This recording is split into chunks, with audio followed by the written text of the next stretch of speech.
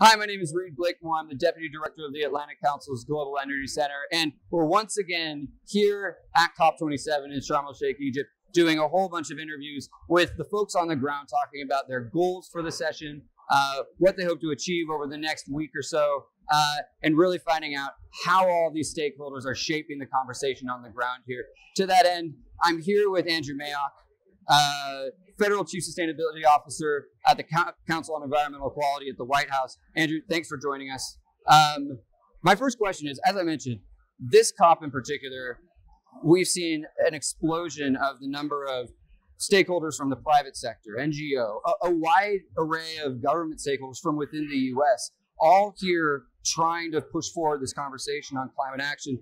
Talk to me a little bit about CEQ, why you're here, how you see this this conversation unfolding. Thanks, Reed. Thanks for this time too and this opportunity. I'm very excited to be here on behalf of the White House and on behalf of the Office of the Chief Sustainability Officer. It is an exciting time, to say the least. A lot of momentum, a lot of work to do for sure, but a whole lot of momentum. And so what we're here doing in this office is, basically a core platform and a core pillar of President Biden's climate agenda. So when he came into office from week one, he gave the whole government a charge to move forward, as well as seeking to lead internationally like we're doing here. And when it comes to the federal government, the president directed us to get back into a lead by example position and to make sure the federal government is in a place where we're showing that we can be on the frontiers of climate action and we can then get more action into the system. So from day one, we've set out to work on that. We've developed and then launched almost a year ago to this date, President Biden's Federal Sustainability Action Plan. That is a plan to decarbonize the federal government, to be net zero on government operations no later than 2050. And what that means is to make sure that the whole government is running on carbon-free electricity no later than 2030. That the federal government electrifies its global fleet. It's the largest fleet in the world, 640,000 vehicles in that fleet. Lower emissions in buildings, work with our supply chain, and just a whole comprehensive suite of activities to really drive action. And to this COP, and one of the main themes of this COP is to implement.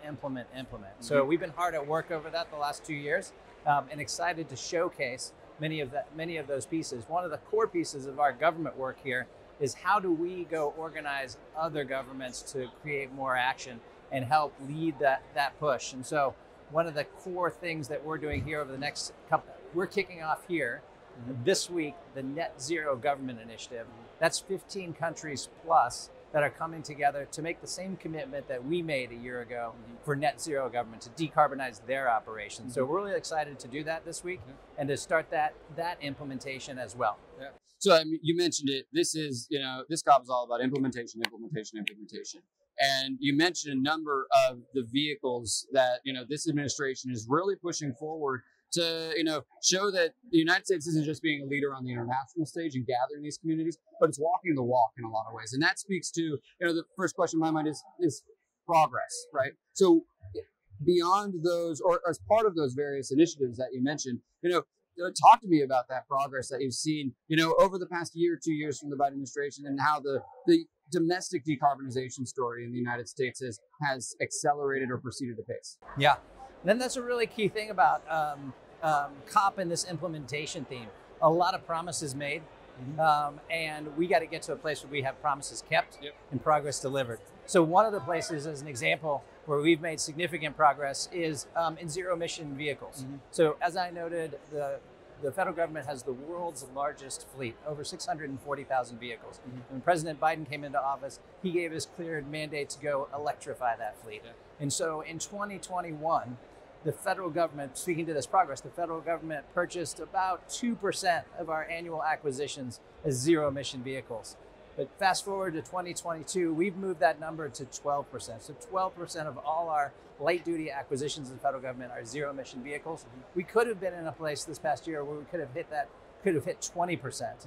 But there is, we all know, significant supply chain issues. But moving that 2% to 12%, major amount of progress, and that's at a time here in 2022 when nationally the United States is purchasing about 6% zero-emission vehicles. So the federal government, per the president's charge, got in a big way. We've made a lot of progress this year. We need to make more progress next year and really accelerate.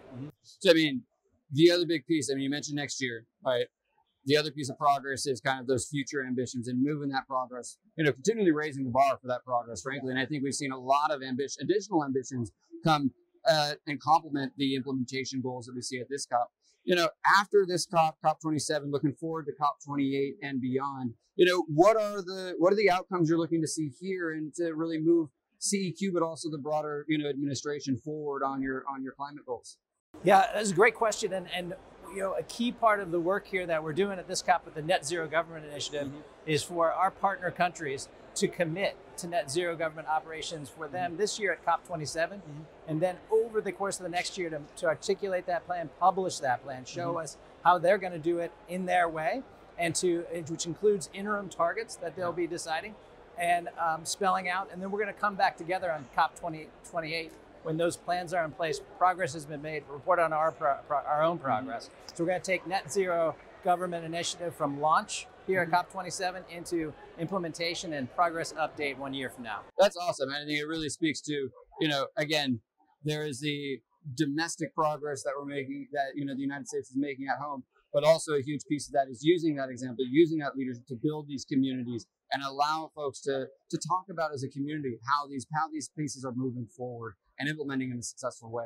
It's so great to have folks like you really moving the needle on this. So thank you so much for coming to COP all the way to Egypt, and thanks for coming on our program. Thank you, Reed. Really appreciate it. Great, thank you.